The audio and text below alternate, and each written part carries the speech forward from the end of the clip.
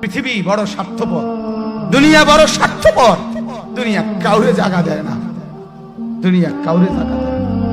এত মজবুত পাইলিং করে যেই বিল্ডিং বানাইলাম, দুনিয়া তারে থাকতে দেয় না। যা বেটা যা, যা তুই লাথি দিয়া বাড়ি করে যা, কবরে যা, কবরে যা।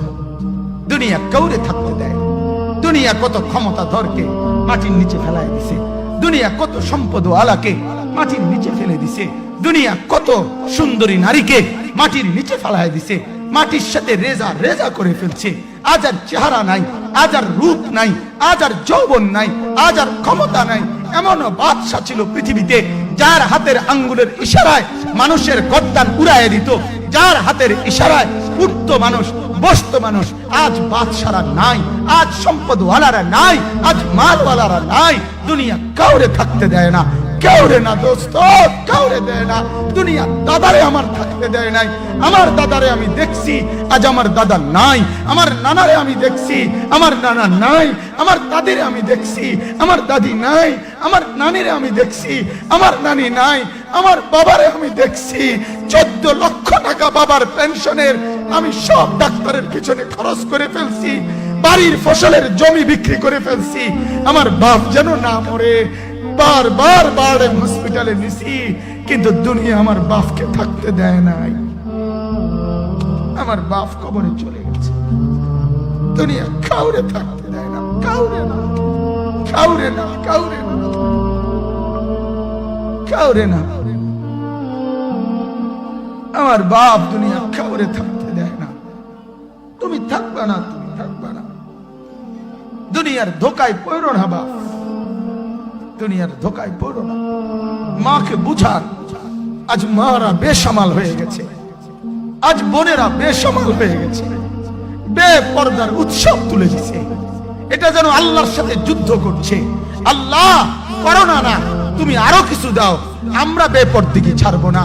যুবক ছেলেগুলো যেন বলতেছে, আল্লাহ তুমি করোনা দেওয়ার চাই দাও, অশ্লীল ছবি দেখা, ফেসবুকে নর্তকী দেখা আমরা ছাড়বো না। দেখি তুমি কি করতে পারো, তুমি যা করার করো।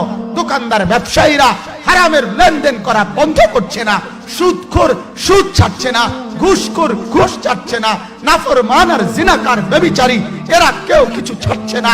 বেহায়ার বেপর্দা নারী তার অশ্লীলতার বেহায়াপনা ছাড়ছে না। মুসলমান তার ঘরের টেলিভিশনের নর্তকীর আওয়াজ তো বন্ধ করছে না।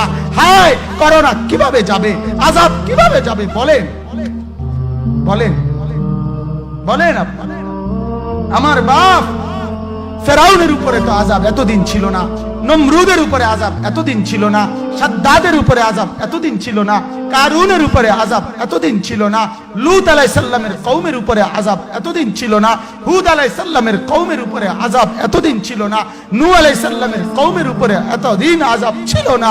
আজ আমরা মালিককে এই পরিমাণ নারাজ করছি, মালিক এত বেশি নারাজ। আজ 1 বছর হয়ে গেছে, 1 বছরের চাইতে বেশি হয়ে গেছে, কই করোনার মহামারীর আযাব তো যাচ্ছে না, গেছে গা বলে। আমাদের লক্ষ লক্ষ বাচ্চার পড়ালেখা বন্ধ, এরা নষ্ট হওয়ার চূড়ান্ত পর্যায়ে পৌঁছে গেছে। মোবাইল এদেরকে শেষ করে দিছে। লক্ষ লক্ষ ছেলে। গতকালকে এক মা আমার আত্মীয় ফোন দিয়া বলতেছে, সকাল 10টায় বাচ্চাটা ঘর থেকে মোবাইল লইয়া বাইর হইছে, রাতের 10টায় মা তারে ফোন দিয়া বলছে, বাপ ঘরে আসতি না, ভাত খাইতি না। বাচ্চা তারে বলতেছে, তোমার অসুবিধা কি, তোমার সমস্যা কি? মা এই কথা বইলা কাঁদা দিছে যে, শোনেন হুজুর কদ্দুর দোয়া করো।